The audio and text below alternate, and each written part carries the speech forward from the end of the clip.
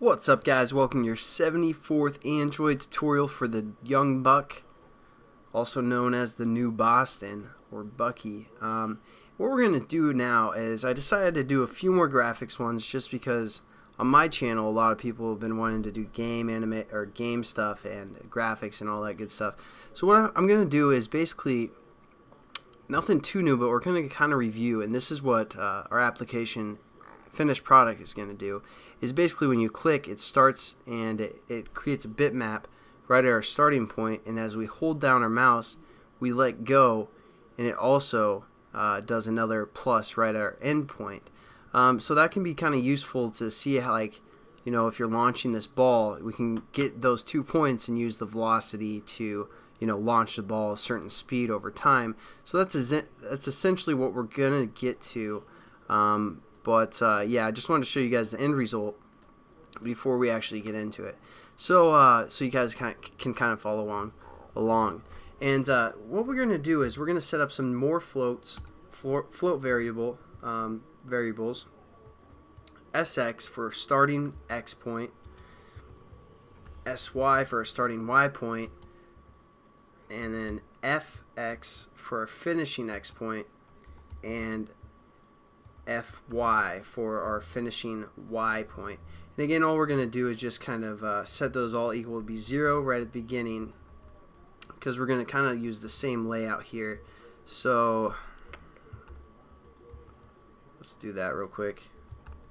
Thought that'd be a shortcut, but it really wasn't that much of a shortcut there. So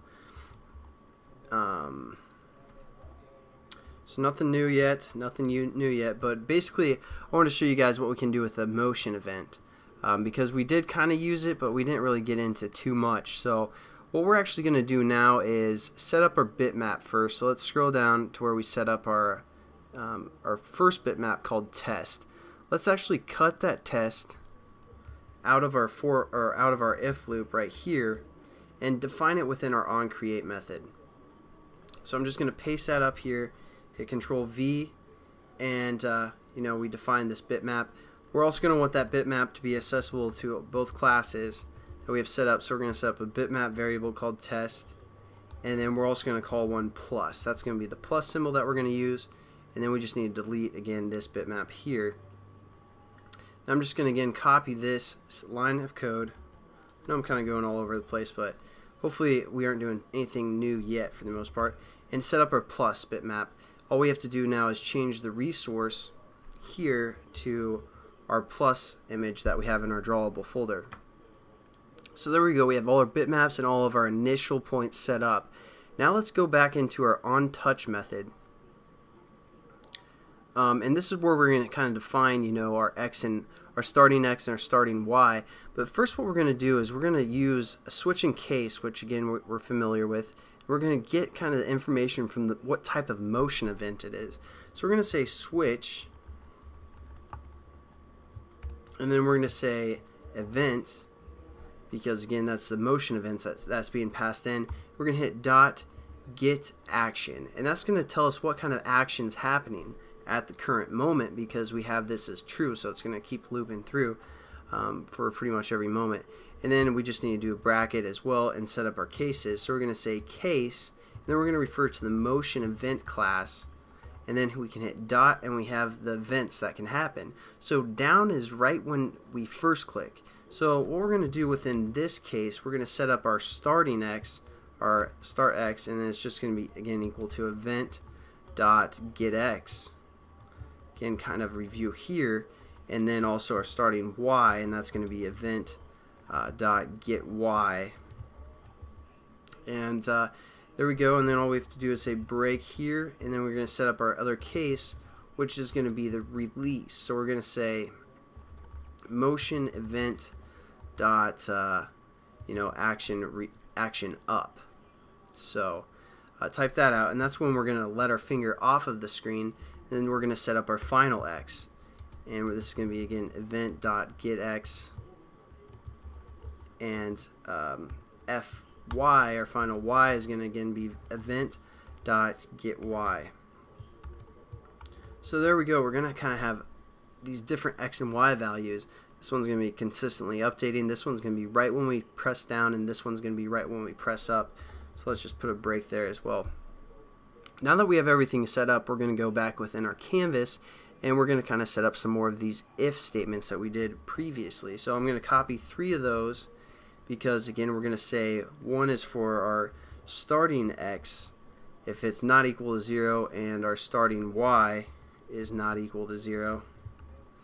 And then we're also going to do our final y and our final x here. Hopefully this tutorial is not too long, but I mean, it's pretty simple. And speaking too fast here. Instead of our test, we're going to do our plus bitmap that we set up at the beginning of the tutorial for both of these. And again, what we're going to do is we're going to get we can still use this kind of equation where we take half of the width and subtract that from our final x. So it's kind of placed right in the center as well. This will be our starting x for this one, and again, our plus bitmap, we're going to get half of the width, even though both of our plus and our our test are both 75 pixels by 75 pixels, but that's besides the point. And then again, we say starting x and starting y, so we're going to say starting y minus plus, half the height as well, and then we're going to do our final y, and again minus half of the plus height. There we go. We're done. Basically, this tutorial mainly just went over the different types of motion actions that we can get. Again, we use the switch case to get the action of what type of event it is. We set up the cases to be either down or up. And then when we save it and hopefully run it, we won't get any errors. It's a pretty quick tutorial, but hopefully you guys are starting to understand the graphics and understand just Java in general if you guys are new to that as well. This probably isn't the prettiest way to code, but it's gonna work for us, so that's fine. And then the next tutorial will actually use those points to kind of animate something. Maybe, I don't know, but see, we get our starting point when we first click. We're still pressed down on the screen, and then when we release up, there's our other plus, which is also right in the center. So hopefully you guys like that tutorial. It's pretty simple, pretty quick, and you guys learn about motion events. I gotta go. Peace.